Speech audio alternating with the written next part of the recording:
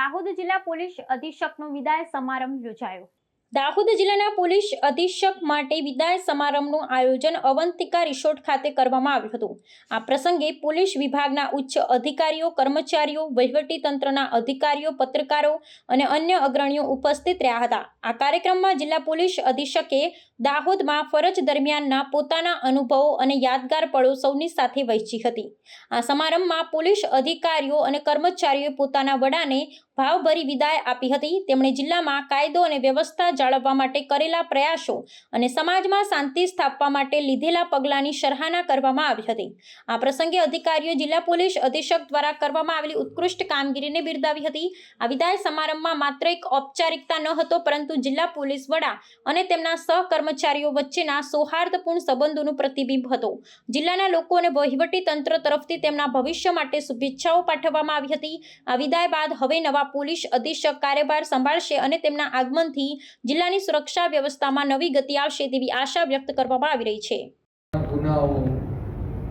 ત્યારે મનમાં એક હામ હતી કે ચલો કાંઈ નથી તો પોલીસ તો છે, એ તો વફાદાર હશે જ હશે। તમે લોકોએ સાબિત કર્યું કે આટલી વફાદાર પોલીસ કોઈ બીજી ન હોય। ને સર આવી વિદાય આપણે નહીં જોયું, હસતા હસતા વિદાય।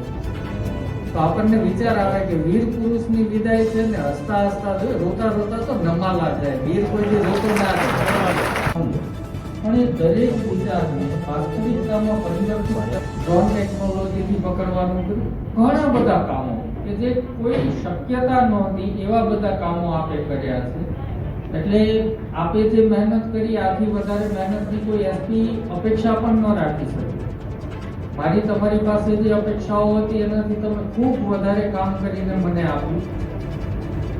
અને બીજી વસ્તુ જેમ સરે કીધું એમાં ખાલી થોડું એટલું કરેક્શન કે હું કોઈ બી સ્ટ્રેસમાં સર આવતો જ નહીં અને મારી ટીમને સ્ટ્રેસ આપતો જ નહીં। હું પરફોર્મન્સમાં આવતો હતો, પરફોર્મન્સમાં આવતો, બાકી સ્ટ્રેસ તો કાયમ કાર ઉપર કોઈ પણ સ્ટ્રેસમાં નહીં જોયો, ગુસ્સામાં જોયો।